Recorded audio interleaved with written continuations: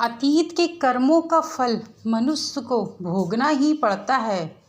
आपको आज मैं भगवान कृष्ण के द्वारा दिए गए उनकी मुखवाणी से कृष्ण उपदेश के बारे में मैं आपको अवगत कराने जा रही हूँ, जो अपने आप में एक बहुत महत्वपूर्ण हो जाता है। मित्रों, सनातन धर्म डायरीज में आपका स्वागत है। आज मैं आपको अतीत के कर्मों का फल हमारा भाग्य कैसे बनता है और गीता में श्री कृष्ण ने क्या उद्देश्य दिए हैं। गीता एकमात्र ऐसा ग्रंथ है जो मानव को जीने का ढंग सिखाता है और गीता जीवन में धर्म और कर्म प्रेम का पाठ पढ़ाता है। गीता के अनुसार हमारा भाग्य कुछ नहीं बल्कि हमारे कर्मों का ही फल है। श्रीमद् भगवत गीता में भगवान कृष्ण के उद्देश्यों का वर्णन मिलता है। गीता के इन उद्देश्य श्री कृष्ण ने महाभारत के युद्ध के दौरान अर्जुन को दिए थे। गीता में दिए गए उपदेश आज भी उतने ही प्रशंसनीय हैं और मनुष्य को जीवन जीने की सही राह दिखाते हैं। गीता की इन बातों को जीवन में अपनाने से व्यक्ति को खूब तरक्की मिलती है। गीता एक नाम मात्र ऐसा ग्रंथ है जो मानव को जीने का ढंग सिखाता है। गीता जीवन में धर्म, कर्म और प्रेम का पाठ भी पढ़ाता है। गीता के अनुसार कुछ लोगों के प्रति हमेशा वफादार रहना चाहिए। तो चलिए आपको अब हम गीता के उद्देश्य के बारे में आपको अवगत कराना प्रारंभ करते हैं। गीता में श्री कृष्ण कहते हैं कि हमारा भाग्य हमारे ही अतीत के कर्मों का फल है। उसी तरह हम आज जो कर्म कर रहे हैं वो हमारे आने वाले कल को निर्धारित करेंगे। यानी कि भगवान कृष्ण ने गीता में यह लिखा है कि यह उद्देश्य दिया है कि यदि जो भी व्यक्ति जैसा कर्म करता है उसका आने वाला समय वैसा ही बनता है।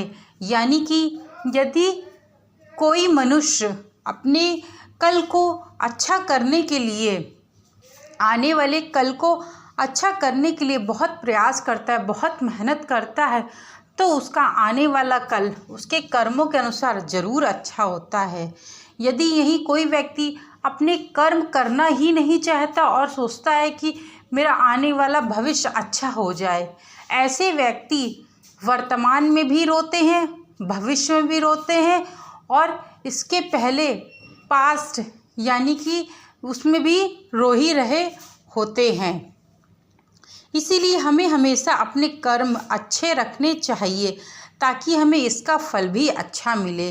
गीता में श्री कृष्ण कहते हैं कि उनके कर्जदार और वफादार हमेशा रहिए जिन्होंने आपके बुरे समय में आपका साथ दिया है। अंजाम की खबर तो कर्ण को भी ना थी, लेकिन बात तो मित्रता की थी।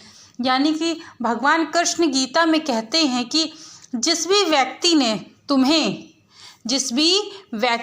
तुम्हें बुरे समय पे आपका साथ दिया है, उस व्यक्ति को कभी भी आपको छोड़ना नहीं चाहिए, क्योंकि अंजाम तो उस चीज़ का अंजाम नहीं करना चाहिए कि लोग क्या कहेंगे और दुनिया क्या कहेगी या हमारे घर वाले क्या कहेंगे। इस चीज़ की परवाह मनुष्य को नहीं करना चाहिए। वह अगर ऐसा होता तो अंजाम की खबर तो कर्ण को भी न थी। अंजाम की खबर तो कर्ण को भी थी कि ये युद्ध हार ही जाएंगे। उसके बावजूद भी कर्ण ने दुर्योधन का साथ दिया। बात सिर्फ मित्रता निभाने की थी। श्री कृष्ण कहते हैं शांति, सौम्यता, मौन, आत्मा, संयम और पवित्रता, यह पांचों चीज़ें मन को अनुशासित करती हैं। हर व्यक्ति में ये सारे गुण होने चाहिए, तभी वही सही मार्ग पर चल सकता है। यानी कि आपको सही मार्ग में चलने के लिए नंबर 1 पे शांति, सौम्यता, मौन, आत्मा और संयम यानी कि और पवित्रता, इन चीज़ों को आपके पास होना चाहिए। यदि आपके अंदर शांति होगी, किसी चीज़ को सुनने की क्षमता होगी, आपको किसी उत्तर को तुरंत ही प्रतिक्रिया देने की तुरंत प्रतिक्रिया देने का थोड़ा संयम होगा, तो आपके जीवन में एक अनुशासित व्यक्ति कहलाएंगे। हर व्यक्ति में यह सारे गुण होने चाहिए, तभी वह सही मार्ग में आगे बढ़ सकता है। श्री कृष्ण गीता में यह भी कहते हैं कि आप किसी का भाग्य नहीं बदल सकते, लेकिन अच्छी प्रेरणा देकर उसका मार्गदर्शन तो कर ही सकते हैं।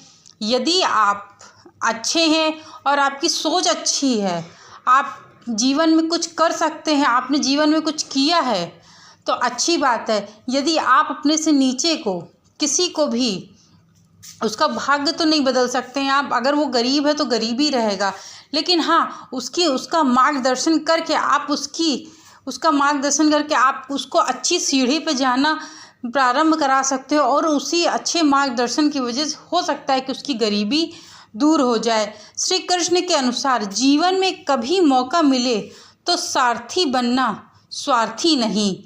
यानी कि जीवन में आपको कभी भी किसी भी चीज़ का मौका मिले तो जीवन में आप सारथी बनना, यानी कि आप उसकी मृतता के सारथी बनना, न कि स्वार्थी बनना। अहंकार मनुष्य से वह सब करवाता है जो अंत में उसी के विनाश का कारण बनता है। इसीलिए मनुष्य को जितनी जल्दी हो सके अपना अहंकार त्याग देना चाहिए। यानी कि जो अहंकार एक शब्द है, अहंकार मनुष्य के अंदर वर्तमान समय में बहुत जल्दी अहंकार आ जाता है, और अहंकार की वजह से ही वह अपने जीवन में एक सत्य मार्ग की चाल नहीं चल पाता है और अपने जीवन को अंधकार की ओर घसीट करके ले जाता है।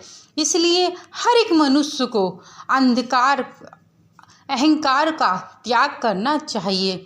श्री कृष्ण गीता में कहते हैं कि कर्म वो फसल है जिसे इंसान को हर हाल में खुद काटना ही पड़ता है, इसीलिए हमेशा अच्छे बीज बोइए ताकि फसल अच्छी हो।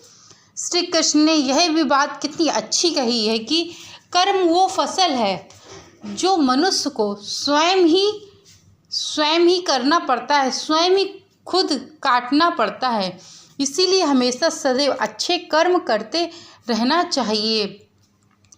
गीता के अनुसार हर इंसान में कुछ न कुछ प्रतिभा होती है, लेकिन अक्सर इसे लोग दूसरों के जैसे बनाने में नष्ट कर देते हैं।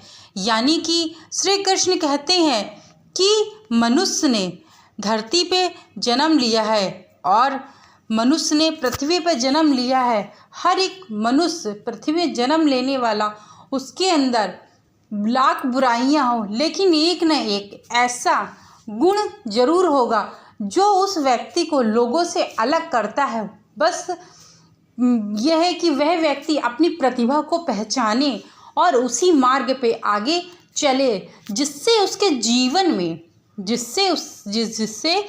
जीवन में जो परिवर्तन हो वह एक अच्छी दिशा की तरफ परिवर्तन हो।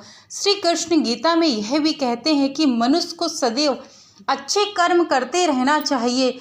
यदि मनुष्य अच्छे कर्म करेगा और अपने कर्म में अग्रसर रहेगा तो ज़रूर से ज़रूर अपने जीवन में अच्छी सीढ़ियाँ और अच्छी ऊंचाइयों तक पहुंच पाएगा।